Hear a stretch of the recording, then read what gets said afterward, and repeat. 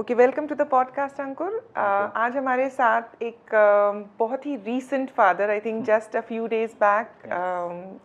So Ankur is he works for a startup and I think he represents an urban young generation. और fatherhood के around आपके experiences नए होंगे, इसलिए मैं बहुत ज़्यादा क्वेश्चंस अराउंड फादरहुड नहीं करूँगी. मैं थोड़ा सा फ्लैशबैक जाना चाहूँगी इफ़ आई मे. एंड उसमें मैं फर्स्ट थिंग जो आपसे जानना चाहती हूँ कि आपको लगता है कि main also get that kind of एक तीव्र इच्छा फादरहुड या ऐसे की होती है? जनरलाइज करना थोड़ा डिफिकल्ट है, बट मुझे ऐसा लगता है कि होता तो है, ऐसा नहीं है कि नहीं होता.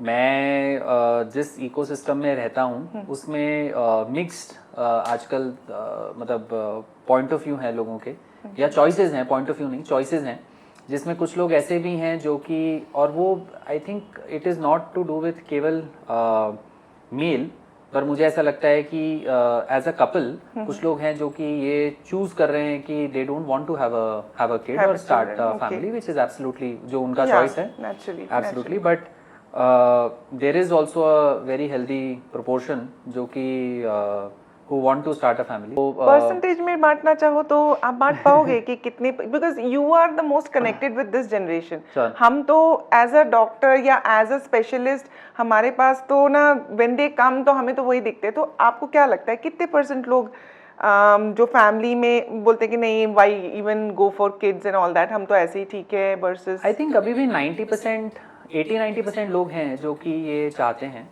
To have a family. At least मैं जिस इकोसिस्टम में हूँ वो रेशियो प्रोपोर्शन अभी भी 20% का है. आजकल डिफरेंट हो गया बिकॉज एज पे, इयर्स ऑफ मैरिज पे, कुछ सर्टेन गोल्स भी होते हैं किसी के, फाइनेंशियल गोल्स होंगे, ट्रैवल गोल्स भी होते हैं लोगों के आजकल. तो ट्रैवल गोल्स तो बहुत सारे गोल्स होते हैं इंडिविजुअली, जिसके बेसिस पे लोग डिसाइड करते हैं. बट ऐसा नहीं है कि मेन नहीं चाहते. मुझे ऐसा लगता है कि मेन भी चाहते हैं, बट अगर इसमें कुछ साइंटिफिक हार्मोनल कुछ होता होगा तो वो मुझे इतना अंदाजा नहीं है.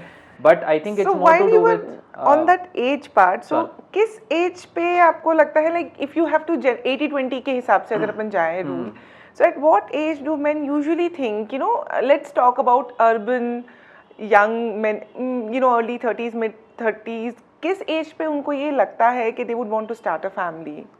सो आई थिंक आजकल क्या हो गया है कि इन मोस्ट केसेस ऐसा होता है कि मेन और वुमेन दोनों अर्न करते हैं, जो कि बहुत अच्छी बात है. एंड वुमेन भी फाइनेंशियली इंडिपेंडेंट हो रहे हैं धीरे धीरे, और अर्बन इकोसिस्टम में थोड़ा ज़्यादा है. तो बाय द टाइम आप एजुकेशन करते हैं, उसके आप मान लीजिए पोस्ट ग्रेजुएशन आजकल टिपिकली सब लोग करते ही हैं. तो आपकी एज हो गई 24 से 26 के बीच में. आप फिर कपल ऑफ ईयर्स आप कोई जॉब करेंगे 2-3 साल, and then you get married. तो आजकल मैरिज का एज 28 से 31 के बीच में है, एंड वो अर्ली 30s भी चला जाता है, बट मतलब 28 से 32 के बीच में मैरिज का एज है. और मैरिज के एज के बाद में लोग, मतलब मैंने टिपिकली देखा है 3 से 4-5 साल तक, they depending on the age of marriage. तो अगर एवरेज हम 28 ले लें तो लोग 32, 33, 34 तक प्लान करना स्टार्ट करते हैं. तो जो आई थिंक प्लानिंग एज है वो आजकल 32 से 36